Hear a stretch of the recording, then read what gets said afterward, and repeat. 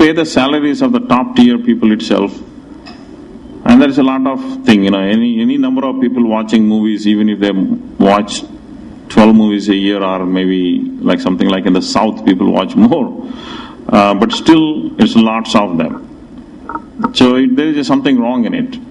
That is, many businesses in India are built either bottom up, top down. The bottom up businesses, a good example is for the tea stall that is next on the road. It's a family which runs it. Probably they make 10,000, 15,000 rupees, then they're happy about it. Now think about you and me, after having got IIT degree, MIT degree, and we come back and have these aspirations of making money, and saying that I want to now get into the business of setting up 1,000 tea stalls. 1,000 tea stalls, not small number. Even if you multiply 1,000 by about 10,000 rupees per month, we will not be happy. So there is this mismatch of this, why I said this India, this Bharat for us. So those of us who go through this system, see the world, and now compare ourselves, our abilities and our aspirations, that I want to be there. Now say I come back to India and I have 1 billion people here. Okay, now I take away 200 million out of it, but still I have 800 million people. I want to sell something to them. That is where the challenges were coming in. One practical venture that we have done, a social side. So I come from a farming background. I still do farming. My father was a farmer, and I continue to do farming.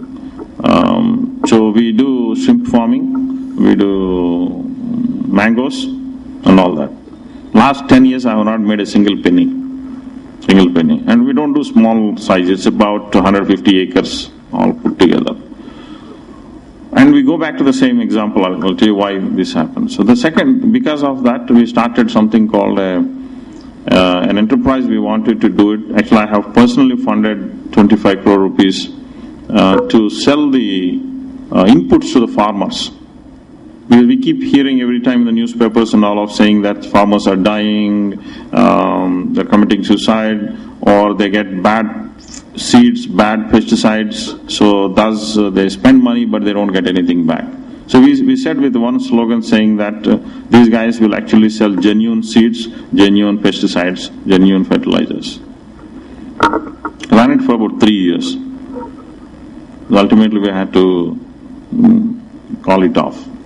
What we have learned is, it costs about 2 to 3 lakhs rupees to run one outlet. So how does it work? Well, you have the people's salaries and all those things. It comes to about 1.5 lakhs rupees that you need at least 2 people to do that job.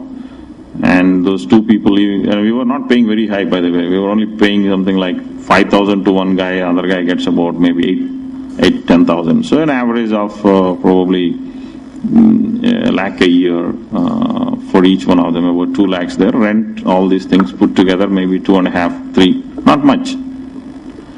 And these guys never make 3 lakhs rupees in margins. So we found out finally that after all doing all these calculations and all that, we went with the same thing. There are 800 million farmers out there, we'll sell them something. So we actually started with 300 shops, not a small number to start with. So we were breaking even at 100 crores of turnover. Breaking even means paying only the salaries of the people who run that business. So then I went into a little bit of details to find out what it is. So it was a combination of the people from bottom up, that means people who make a living on 5,000, 8,000, 10,000 rupees per month, and a combination of I am a Ahmedabad guy. So CEO was I am Ahmedabad guy, and there are a few more people he got. CFO, of course, will be a chartered accountant, and all these guys together. So when we looked at the salary bills and all of them, 2/3 is going into these top tier people, the people who have managerial skills, and then 1/3 going to all these 300 shops, the people who are running it. Those are the numbers. So now, can I ask these 2/3 people can go and say, by the way, it is a social enterprise, please work for 10,000, 20,000 rupees? They say no. So we said we'll give you 20% of the company free. We don't want that. We know the numbers now. We don't need the shares also. The challenge was that. Challenge is, can we build a profitable business purely looking at a more of a bigger good of the society.